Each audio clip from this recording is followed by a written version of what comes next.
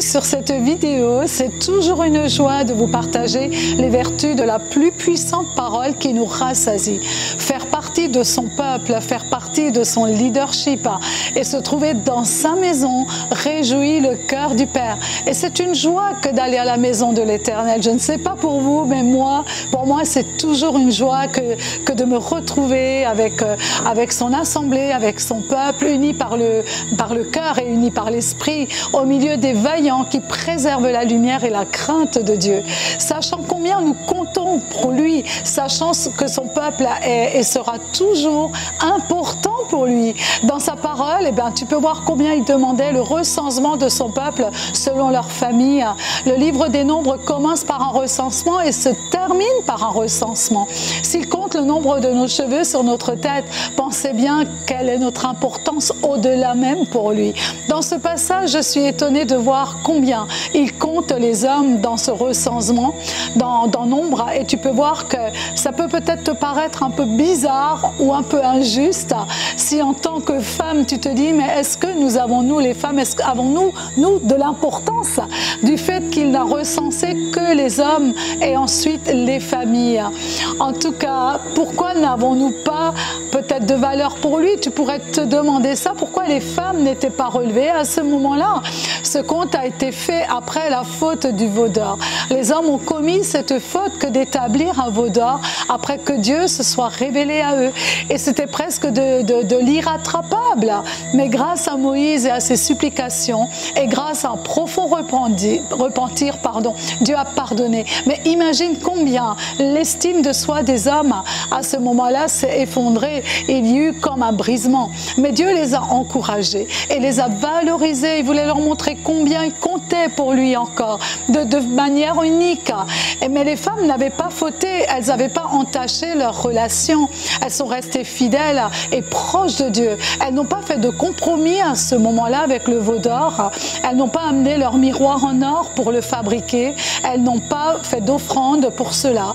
Et elles ont prouvé leur intégrité jusqu'à aujourd'hui. Elles restent fortes et accomplissent leur mission dans laquelle Dieu les appelle. Et tu en fais partie.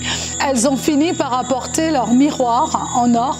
Et quand le tabernacle a été construit et quand il y avait besoin d'or justement, et la cuve des reins a été construite alors à travers de leur miroir en or. Et c'est tellement beau de voir combien elles ont été courageuses, combien elles ont gardé ce qu'elles avaient de plus précieux. En tout cas, la femme est ce carburant. Tu es ce carburant pour Dieu et tu donnes une direction correcte à ta famille. Ta responsabilité est de te servir de la force spirituelle dont Dieu t'a équipé pour protéger ta famille des influences mauvaises. Elle est comme une colonne, tu es une colonne qui soutient. Tu es comme une forteresse. Et à maintes reprises, la femme a protégé son époux. Tu peux voir comment Sarah, elle percevait le danger spirituel qu'était Ismaël à ce moment-là pour ses proches.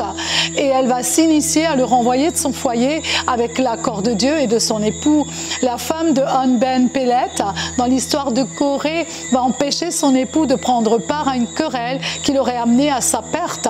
Et beaucoup de femmes ont sauvé leur époux du danger de mort imminente. Oui, nous sommes choisis pour garder en vie.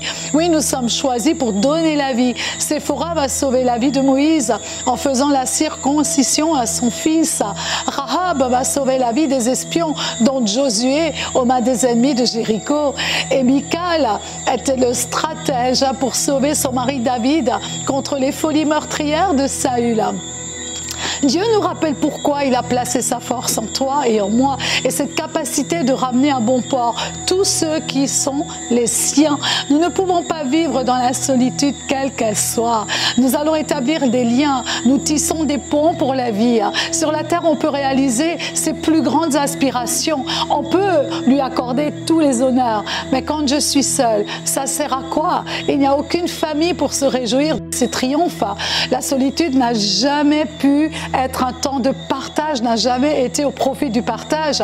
Dieu nous a créés pour que dans les moments de joie, pour que dans les moments de tristesse, de chagrin ou dans les événements de la vie quotidienne, chacun, chacune puisse y ressentir qu'une personne s'intéresse à toi et que vraiment que tu sois concerné à ce moment-là, eh ben, par ces personnes qui ont besoin de toi, ou peut-être toi-même tu auras besoin d'elles, au travers des joies, au travers des tristesses.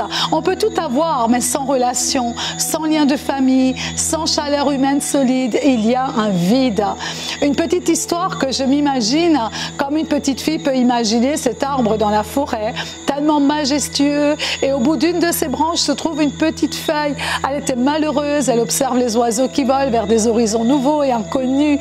Si seulement je pouvais me détacher de cette branche, et un jour son vœu va s'exaucer, un vent fort viendra la détacher et elle vole libre, mais pas bien longtemps, juste le temps de tomber à terre, et bien vite elle fut piétinée et devient poussière.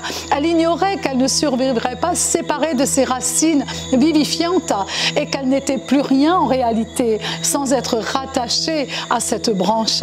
Nous sommes tous appelés à ne pas être seuls, à ne pas nous retrouver isolés. Il n'est pas le Dieu de la solitude, et combien Dieu aime se mouvoir dans l'atmosphère de l'unité. Waouh, au milieu des siens, quelle joie de se revoir, et combien il est si bon de le louer et le célébrer d'un même cœur avec nos familles. Quelle joie d'être au bénéfice de l'onction corporative, de pouvoir encourager, de pouvoir bénir, de pouvoir aimer, de pouvoir soutenir, de pouvoir prier pour quelqu'un, ou être au bénéfice d'un sourire, au bénéfice d'une parole d'amour, et souvent au bénéfice d'une parole prophétique ou d'une direction de Dieu pour ta vie. Bien souvent, quand nous étions parfois dans une région en dehors de là où nous demeurons, nous n'avions pas d'église pour le culte du dimanche, alors nous cherchions un culte, et la communion fraternelle pour nous était importante, et toujours le Saint-Esprit nous dirigeait vers l'onction corporative, dans sa présence, et combien sa bénédiction fut toujours grande. Avant d'être chrétien, le dimanche était important pour nous. C'était la visite dans nos familles. En journée, on faisait des sorties, des promenades, des temps de repos. Quand nous sommes devenus chrétiens, ce fut le culte le matin et ensuite promenade et famille. Nous ne pouvions plus nous passer du culte jusqu'à ce jour. Le plus grand ennemi intellectuel et le plus acharné antichristique de l'époque du XVIIIe siècle fut Voltaire. Il disait, si vous voulez détruire le christianisme, commencez par détruire le dimanche. Eh bien, vrai de nos jours. Tout ce qui touche au corps de Christ est lié à ce commandement de Deutéronome 20 au verset 28 qui nous dit « Souviens-toi du jour de repos pour le sanctifier ».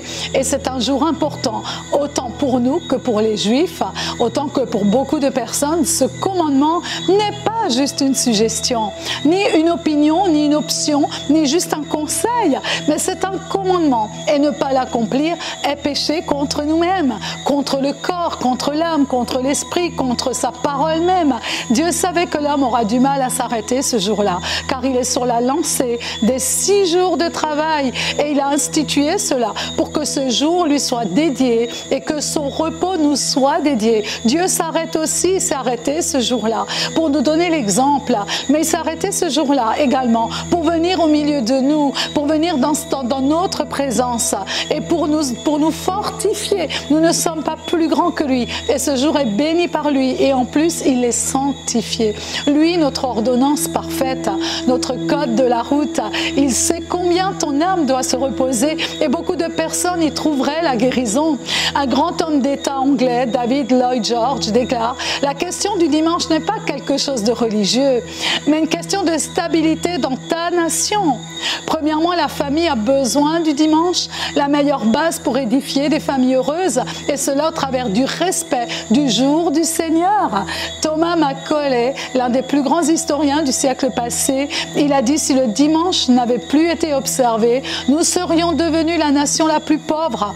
Une nation qui profane le jour du Seigneur ne fait aucune autre chose que de creuser sa tombe morale. » Samuel Johnson va dire que sans le jour du Seigneur, il n'y a plus d'adoration. Sans adoration, il n'y a pas de valeur. Et sans valeur, il n'y a pas de morale. Heureuse la nation dont l'Éternel est Dieu. Le psaume 33 au verset 12. et qui respecte le jour du Seigneur sera béni, n'est-ce pas? Apocalypse 1, verset 10. Tu peux voir comment Jean raconte sa vision céleste. Et il dit, je fus ravi en esprit le jour du Seigneur. Ce jour en souvenir de la résurrection, qui est la base de notre vie, la base de notre espérance, la base de notre raison de vivre au travers de Jésus, au travers du sang de l'agneau qui a coulé à la croix. Alors c'est vrai que nous pouvons dire, Seigneur, eh ben, fais de nous ces femmes. Nous allons prier courtement et nous allons vraiment invoquer sa grâce sur nos vies pour que nous soyons ces femmes à l'instar de toutes ces femmes qui ont donné la vie, qui ont préservé de la mort, qui ont sanctifié le nom du Seigneur, qui ont sanctifié le jour du Seigneur. Eh bien Seigneur, nous te prions, fais de nous ces femmes qui redressent des situations et changent les directives pour la bénédiction, telle que Sarah qui a sanctifié sa famille en se séparant de tout ce qui était vil, telle que Séphora qui a circoncis son fils et qui a sauvé la vie de Moïse, et bien d'autres encore ont changé le mal en bien. Seigneur, fais de nous des femmes qui changeons les décrets de mort, qui annulons les stratégies de la mort, les stratégies de la malédiction. Seigneur, que les décrets de l'enfer soient annulés, Seigneur, et que vraiment que nous puissions nous positionner pour le royaume de Dieu.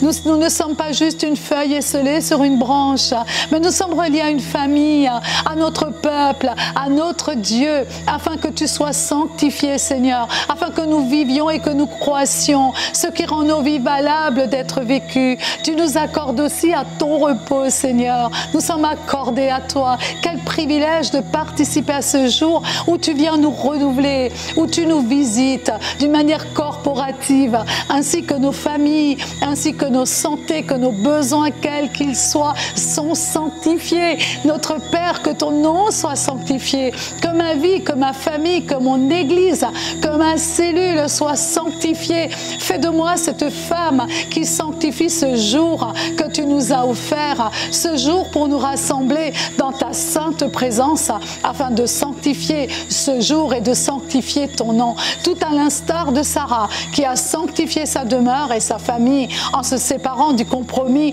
pour la bienséance et la santé des siens. Sanctifié pour que la promesse s'accomplisse. Sanctifié pour la crainte de ton nom, Seigneur. Sanctifié pour protéger le fruit tant attendu, Seigneur.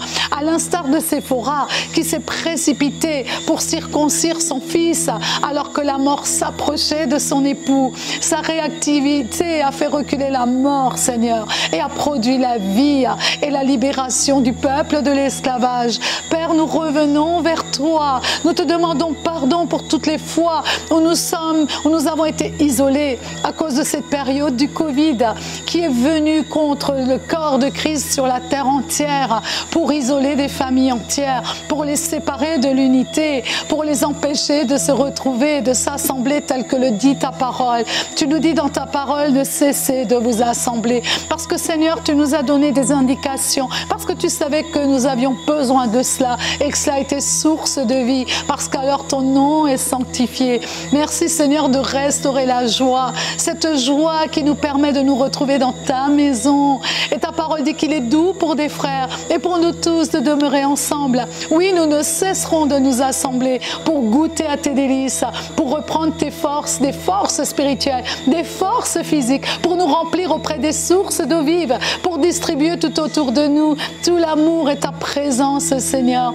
Je te bénis, Père, pour tout ce que tu fais dans ma vie, de ce que tu remplis chaque femme qui est au bénéfice de cette parole, de ce que tu permets à ce que chaque famille ensemble vienne te célébrer. Seigneur, quand je pense à ma famille, quand nous étions, quand ils étaient petits, mes enfants, Seigneur, je sais combien tu nous as donné cette faveur que tous les dimanches de nous réunir au milieu de ton peuple.